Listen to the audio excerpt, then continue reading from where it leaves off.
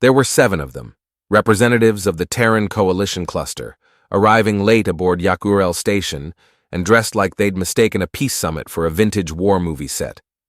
Especially the short, pale one in a worn gray suit. I assumed he was someone's assistant, perhaps a hydration carrier. That was Cole Harridan, Terran Translator, just a translator. I remember smirking when he adjusted his collar and asked for a neutral syntax buffer, as if any outcome of these talks hinged on conjugating the word surrender. My own companion, Highbinder Thazel, whispered that the humans were fielding their weakest, perhaps as a ploy to feign disinterest. I suggested it might be because they had nothing left to lose. The Vornax delegation opened first, demanding full retreat from the border moons and reparations equal to 17 trillion dal. Predictable. Their chief negotiator, a bristling insectoid named Kelzuth, snapped his mandibles every time he spoke, which made Harridan flinch, visibly. Amateur. Cole politely requested clarification on trillion, then corrected it. I believe your fiscal cycle is logarithmic. The actual sum you're asking would bankrupt 5 systems, not 2. Kelzuth chittered, offended. Harridan merely blinked. Noted, he said, tapping his slate. We moved into military positioning. That was my cue. I explained the disposition of joint peacekeeping fleets, hull configurations, Class 2 defense arrays. Thazel backed me with scans, 7 carriers, 25 escort frigates, coordinated under Axion Protocol 5. Kelzuth hissed and cited orbital dominance, and then Harridan leaned forward, spoke calmly into his mic. Understood. Would you like our updated manifest? Terrans have no fleets within 10 light-years, Kelzuth growled. Correct, said Cole. They're in low orbit. I frowned. You mean stationary defense platforms? No, said Harridan. I mean ships. He tapped the screen. One by one, ghost signals bloomed across the star map. Human stealth signatures, 58 of them, hovering just outside Yak'Urel's sensor perimeter. I hadn't even seen them in transit. No engine wake, no registry, and no authorization. Impossible, Thazel murmured. I thought so too, Cole replied. Turns out they tuned their drive emissions to mimic solar background. Works better when no one expects them to show up. Kelzuth launched himself upright, chittering threats. The station AI froze. Security teams spilled into the room. One guard reached for Cole. I'm still not sure what happened. 4 seconds later, 3 Vornax lie dead. One guard is missing a limb, and Cole Harridan, translator apparently, stands untouched, one hand bloodied, holding what used to be a Vornax neural whip. He drops it on the floor like a paperclip, then looks at me. Still need me to translate? Behind him, the Terran delegation rises, slowly, and claps. The blood hadn't even dried before the diplomatic corps descended. Med drones buzzed overhead. Security questioned everyone, except the humans. They'd already vanished into Yak'Urel's restricted quarter, apparently with full clearance. Thazel paced in circles beside me, mandibles twitching. This is a breach of every interstellar protocol. I nodded slowly, still staring at the fallen. Yes, I murmured. And yet no one challenged them. When the incident was uploaded to the station's secure hub, a message pinged our console. Not from the humans, but from the Union's war table itself. Encrypted. High priority. Thazel opened it while I watched. Human operatives deployed under Clause 17, Emergency Linguistic Intervention. No violation recorded. I blinked. Emergency what? Thazel clicked nervously. Clause 17. In the event that peaceful intent is compromised by preemptive hostility. A translator may act to neutralize threats. I finished. That clause hasn't been used in over 3,000 years. Until now. It wasn't a loophole. It was a blade, sharpened and hidden inside their own legalese. And they just invoked it like a ritual. Hours later, I was summoned to a private debrief. Alone. The chamber was dim and cold, walls humming with passive shields. Seated at the far end, Cole Harridan, now dressed in a crisp black uniform with the Terran emblem embossed in red across the chest. No translator tag, just field liaison, special circumstances. Ambassador, he said calmly, gesturing for me to sit. I trust you've read the clause. I read more than that. You killed 3 delegates. I disarmed them. One of them died by his own weapon. And the other 2? Collateral. One tried to fire inside a peace chamber. The other charged at me. I leaned back. You planned this. No, Cole said, tone flat. I was prepared for it. Silence stretched. Finally, he stood, walked to the viewport. You've underestimated Terrans, Ambassador. That's not a crime. It's tradition. I scoffed. You think you're feared now? Cole turned his head slightly. Not yet. Then the lights dimmed further. Outside the viewport, ships moved. Human ships. 58 of them, as promised. But they weren't just sitting idle. They were deploying structures. Massive. Layered. A shipyard. No one builds in contested orbit, I whispered. It's suicidal. Cole didn't blink. We're not building ships. I looked at him. We're building a gate. My throat dried. To where? His voice was calm. Home. You cannot appreciate human stubbornness until you've watched them weld antimatter junctions 2 kilometers above a war-torn moon. The gate took shape fast, far too fast. 3 structural arcs within a single Terran cycle, complete with reinforced grav nodes and cross-channel ion siphons. It wasn't civilian infrastructure. It was military precision disguised as inevitability. And yet, no alarms were raised by the Council. No sanctions. No patrols dispatched. Someone up there is letting them do this, Thazell hissed, tapping clawed digits against a glowing datapad. This isn't diplomacy. It's colonization in formal wear. I didn't argue, because I was watching Cole. He moved through the command decks like he belonged, issuing orders, making adjustments, answering to no one. His clearance overrode Yak'Urel's local security within hours. Each time he passed, junior officers stood straighter. I'd seen military coups with less discipline. He didn't smile. He didn't gloat. He didn't need to. Later that cycle, I requested a formal audience. Surprisingly, it was granted. The meeting room was a stark Terran design. Bare walls, sharp lighting, zero ornamentation. Cole was waiting. Not alone this time. 2 human officers flanked him, a dark-haired woman in orbital combat grays, and a tall, silent man with cybernetic implants down his jawline. Ambassador, Cole greeted, gesturing me in. You wanted transparency. I nodded. I want intent. The woman, Commander Hayes, slid a datapad across the table. Gate parameters, destination, transit capacity, all standard, no weapons embedded. I reviewed the schematics. Mass limit, 12 megatons per cycle, transit corridor, Sol sector, 2-way stabilized link. Why now? I asked. Cole didn't answer immediately. Then, we're not building it for war. We're building it so war doesn't happen again. I raised an eyebrow. You expect us to believe that? Hayes leaned in. You want to believe that? Because the alternative is worse. The lights flickered. A proximity alert chimed in the background. Hayes checked her wrist console.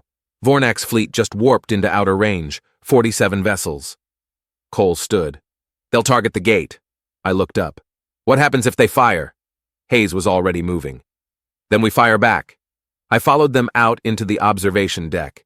The Vornak's fleet was forming in tight wedge formation, aggressive, predictable. Thazell's voice echoed in my head. This isn't diplomacy. One of the Vornak's cruisers surged ahead, then a flash, not from the humans, from the gate. A pulse, subspace ridged, defensive flare pattern.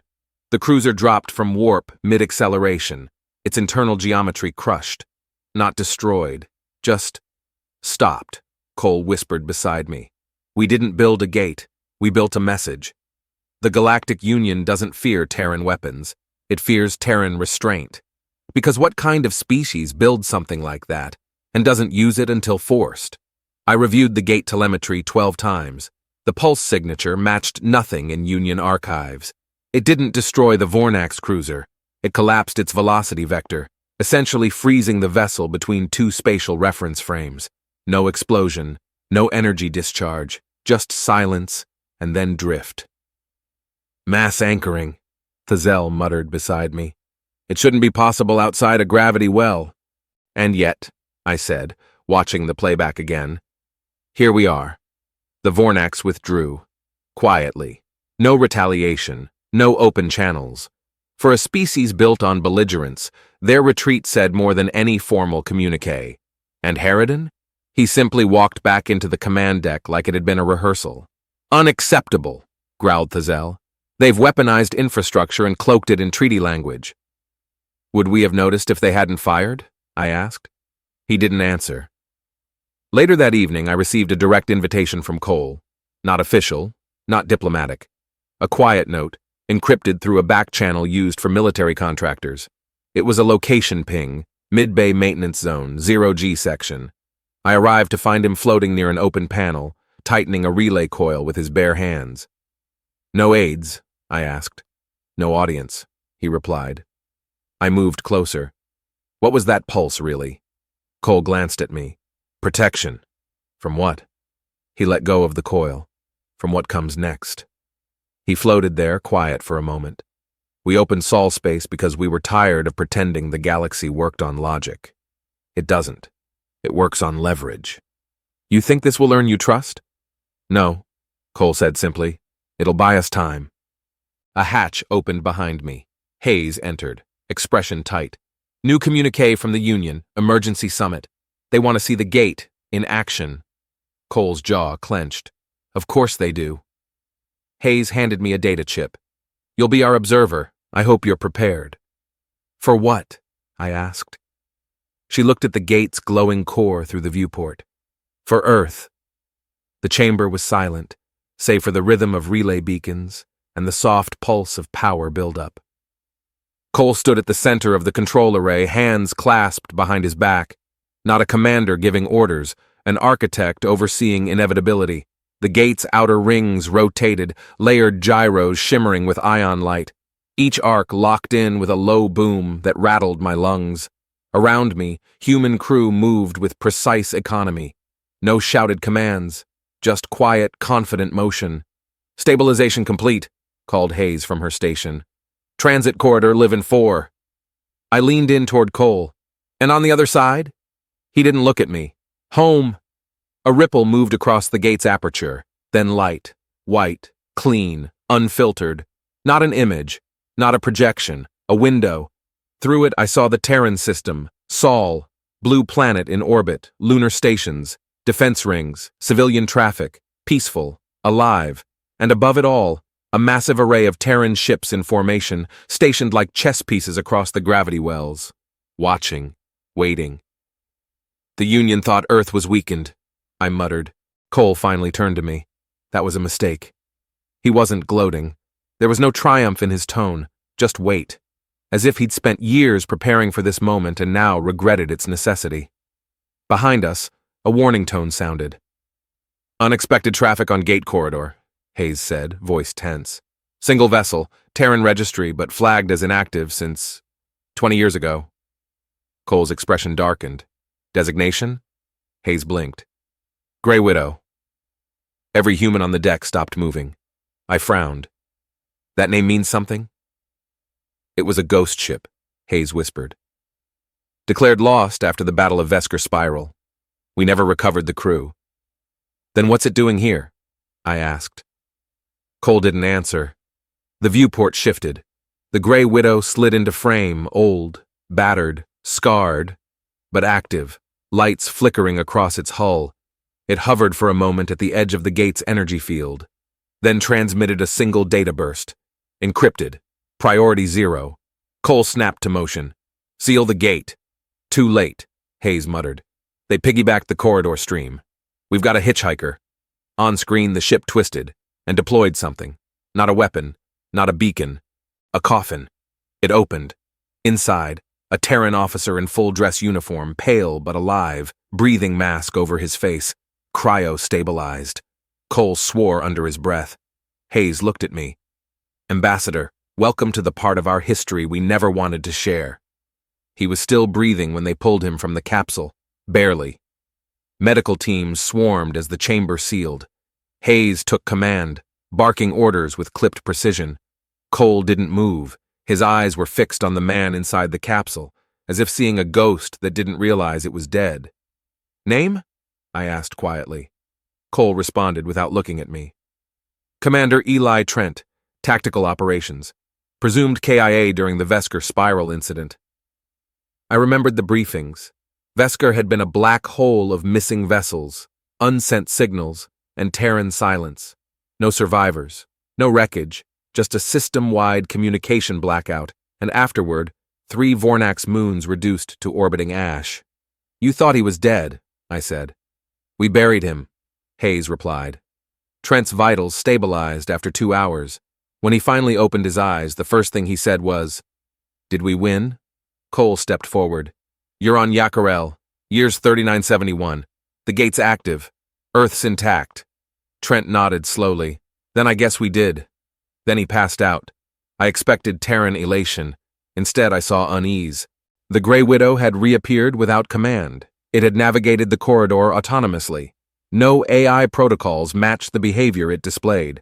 And worse, Trent's recovery capsule had broadcast coordinates in old Terran military code. One unused since before the Coalition even joined the Union. "He wasn't sent," Hayes murmured later, as we reviewed logs in the secure bay. "He came back." "How?" I asked. "No idea," she said. "That capsule wasn't made for 20-year retention." Cole added nothing. The next cycle, the summit began. Delegates gathered in Yak'Urel's central spire, a room of obsidian and amber, the Union's core races in full ceremonial dress. I stood beside Cole in the Terran delegation, feeling the weight of diplomatic protocol like a shroud.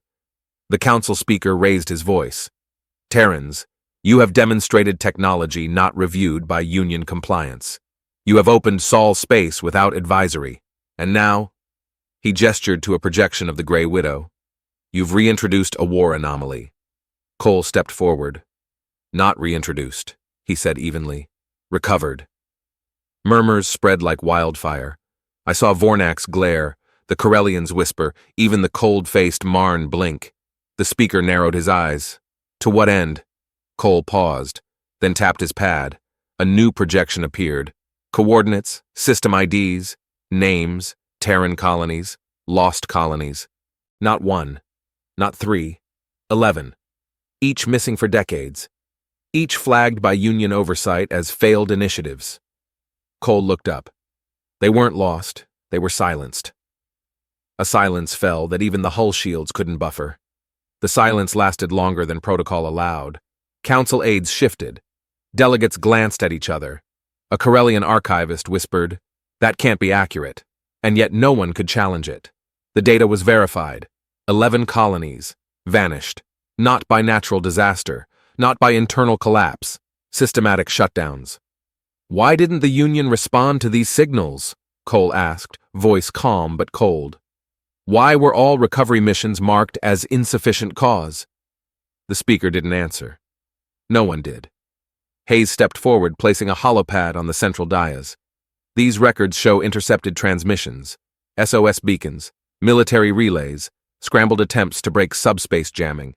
"We don't expect guilt," she added. "We expect an explanation." It didn't come. Instead, the Marn delegate, a creature of glassy skin and radiant eyes, tilted its head. "You believe we targeted your colonies?" "No," Cole said. "We believe you ignored them." A beat, which is worse. That struck deeper than any accusation. Later in the delegation suite, I confronted him. "You knew about this before the gate opened." Cole nodded. "We suspected. The Widow confirmed it." "Then why come to the summit? Why not strike first?" He looked at me, tired. "Because the only thing worse than being underestimated is being right." The Grey Widow had carried more than Trent. Hidden in its encrypted logs were fragments of deep space telemetry, showing non-Terran ships near the lost colonies. Not Vornax, not Marn, not anyone the Council would openly admit was active in those regions. And always the same pattern: silence before destruction, no warning, no follow-up. "No survivors?" I asked. Cole looked down. "One." I blinked. "You recovered a survivor?" He tapped the console. A new image appeared. A child, maybe 6 Terran years, eyes wide with fear, in cryo. Stasis podded just before her station fell. Tag matches one of the failed colonies. Where is she now? Still in cryo. We haven't told her Earth's still there. The lights dimmed. Council security burst in, unannounced. Not for Cole. For me. Ambassador, one said. You're requested by the speaker. Now. Cole didn't move, but he didn't stop them either. As I was led away, I looked back once. His words echoed in my head. We didn't come for war. Then a pause. But we won't walk away from one either. The chamber was sealed. My credentials were stripped at the door.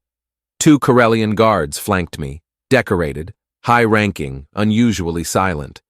The speaker stood at the far end of a black stone corridor, his back to me, facing a projection of Earth through the active gate. So it's true, he said. You've seen the data, I replied. I've seen what the Terrans want us to see. He turned, his eyes old and tired beneath the ceremonial crest. They're not looking for answers. They're preparing a verdict. I didn't disagree. I warned the council, the speaker muttered, 3,000 years ago, when we first welcomed them into the Union. No species that buries fire beneath protocol ever forgets how to burn. Then why silence their colonies? I asked. He laughed, not kindly. Because fear makes cowards of entire civilizations, and we were terrified. He gestured to a second feed. Images flickered, fragments of the missing colony's final moments, explosions, static. One by one, outposts went dark, ships vanished mid-transit. One station's life support shut down while children slept inside. This wasn't the Union, he said softly. This was something else, something older. I stepped forward. Then why hide it? He looked at me with something that almost resembled pity. Because if the humans saw that before they were ready, they'd burn the galaxy down trying to find it. A silent alarm pulsed. Gate instability, one of the guards said, checking a wrist panel. Unscheduled ping from Earthside. The speaker tensed. Another Terran ship? No, something else. We're detecting a signal. From inside the gate. I froze. That's not possible. The corridor is one way, unless initiated from this end. Tell that to the anomaly, the guard replied. It's broadcasting coordinates. I recognized the pattern. It matched the ones in the Grey Widow's hidden logs. Hayes's voice crackled suddenly through my personal comm. Ambassador, it's happening again. We've got another contact. Same signature as the Widow. But this time, it's bigger. Cole came on next. Calm, measured. Get out of the chamber. What is it? I asked. Not ours. The chamber lights flared, then died. From the vault walls, cold emergency illumination lit up a new display. It showed the gate aperture, and what now hovered inside it. A ship, angular, massive, with a hull made not of steel but bone. No known registry, no emissions, no purpose, only motion, slow, impossibly deliberate. Then, it transmitted. A single phrase, in Terran English. The chamber's emergency lights pulsed red, shadows flickering like ghosts across the obsidian walls. The alien vessel hovered mid-transit, unmoving, silent. Except for that message, repeating in perfect Terran English, we remember. Hayes's voice reached me again. Gate is destabilizing. The structure's holding, but the aperture's widening. Something's pushing from the other side. Cole sounded less composed than ever before. Get visual telemetry. Lock external scans. Full spectrum. I turned to the speaker. You wanted truth. That ship is your answer. But he shook his head. That ship is consequence. A projection stabilized. The ship's form now fully resolved. It had no engines, no weapons we could identify. Its motion came from within, as if it was growing. Bone fused with carbonite plating, symbols carved into its frame, glyphs from dead Terran dialects. Some were even older. It's built from what's left of them, I said aloud. Cole confirmed it. Fragments match hull alloys from 3 of the 11 colonies. They didn't just destroy them, they reused them. Hayes whispered, It's a graveyard. Suddenly, the gate flared. The ship released a burst. Short range only, not an attack.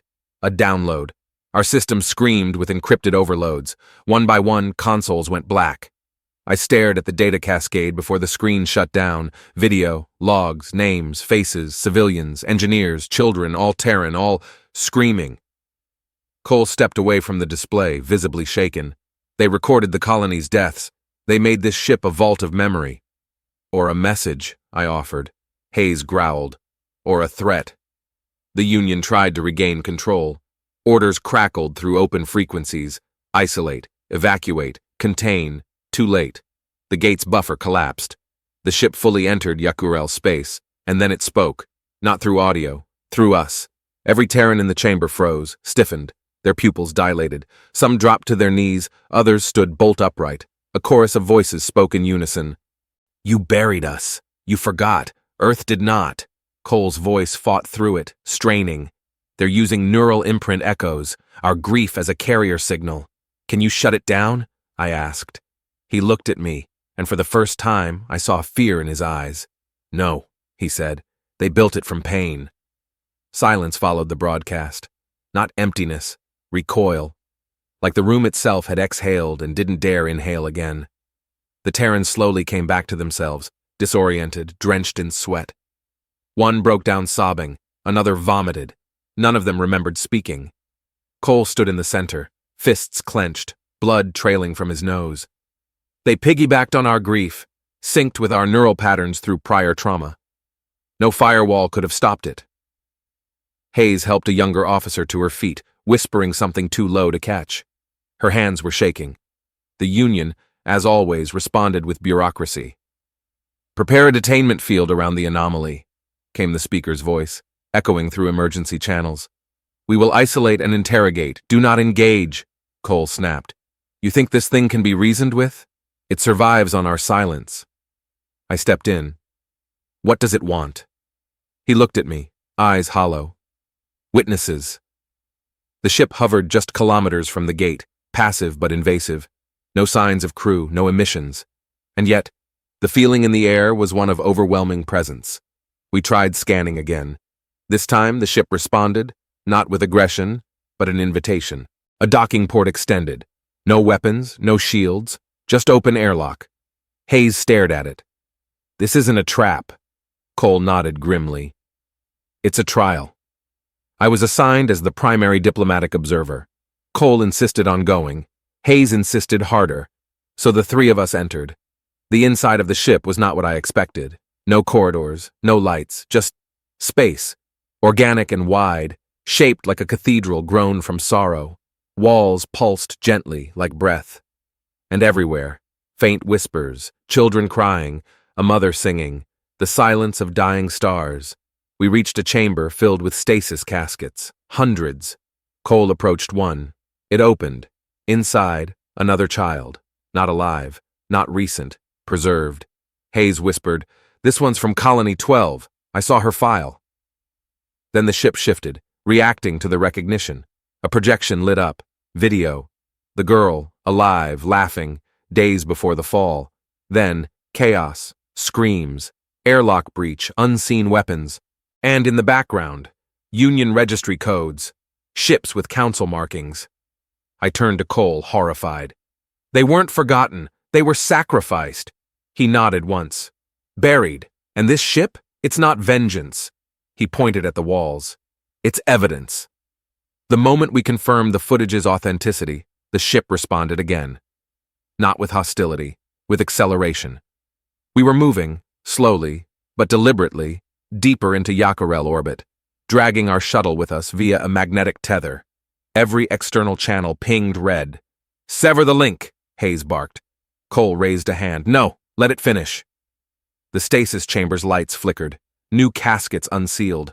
Row by row, the dead were revealed. Some whole, some charred. Everyone tagged with colony data. A few even wore Union Translator bands, non-Terran personnel, likely liaisons. This wasn't just a Terran massacre, I said. There were others. Cole nodded grimly. They wiped clean anyone who might have spoken. A voice, sharp and fractured, echoed through the chamber. It wasn't the ship. It wasn't a speaker. It was him. Commander Eli Trent, still recovering, had linked into the ship's network remotely. His voice came through internal comms. "This vessel is running a deadman protocol. It's not acting alone. Hayes cursed. There are more of them? No, Trent said. There were. This is the last one. Then why bring it now? I asked. Because now, Cole said quietly, there's someone alive to see it. The ship's internal display shifted again. Coordinates appeared, one final set. Not Union space, not Terran, neutral sector. No official oversight, no satellites, nothing but drift. A location where data could be dumped without interception. This is where it wants to die, Cole murmured. Where it can offload its memory banks and end.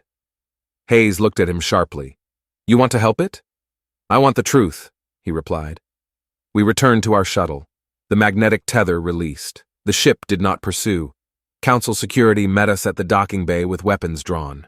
I stepped forward before Cole could say anything. You'll want to see what we brought. They did. Footage, caskets, voice logs, genetic archives. All of it dumped onto Yak'Urel's secure channel by the time we crossed the airlock. The council froze. Their silence this time was different, not political, existential. Cole looked at me as sirens began to rise across the station. They're not going to let it go public. No, I agreed, but we are. He handed me a data chip. A backup, in case I don't make it to the floor. Where are you going? He turned, already walking away. To make sure history doesn't delete itself again. The council convened an emergency session behind sealed doors. The chamber was locked. Delegates detained. Communications jammed. The Union's intent was clear. Delay disclosure, fracture narrative, contain the truth. They hadn't expected Cole to walk straight through the main hall, unarmed and unflinching, data chip in hand. Security will stop you, I warned over encrypted comms. No, he replied, they'll witness me. And they did. One by one, guards lowered weapons, not out of loyalty, out of guilt. He stepped onto the grand rostrum. Lights flared, cameras activated, and for the first time in living memory, the emergency feed was unfiltered. Cole began to speak. This is not a declaration of war. He placed the chip into the terminal, projecting the stasis chamber, the logs, the child from Colony 12. This is a declaration of memory, council delegates erupted. Shouts, demands to cut the feed. It was too late. Terran backup protocols routed the stream into open diplomatic networks, civilian feeds, military archives, even rebel channels. Every screen in the sector lit up with truth. The final frames played, a child's final cry, a mother's last breath, Union registry codes hovering outside shattered hulls. No edits, no spin, only silence. Then Cole said, "We remember now." The feed cut, by the ship itself. We received one final signal. The bone ship had reached its destination, the dead sector. There it opened its hull, venting its memory core into space, encoding the data across sublight pulses, then deactivated. Not destroyed, preserved. A monument in drift. Cole was arrested minutes later, not by council guards, but by Union intelligence. Hayes tried to block them. She failed. He went willingly. "This was never about me," he said as they dragged him away. "Just make sure they can't erase it again." I followed protocol, filed my reports, sent the chip to 3 neutral archives before they could trace the pings. Then I stood alone in the docking bay, watching the Terran fleet begin withdrawal. Not retreat, transition. Because it wasn't war they brought, it was history, and history never leaves quietly.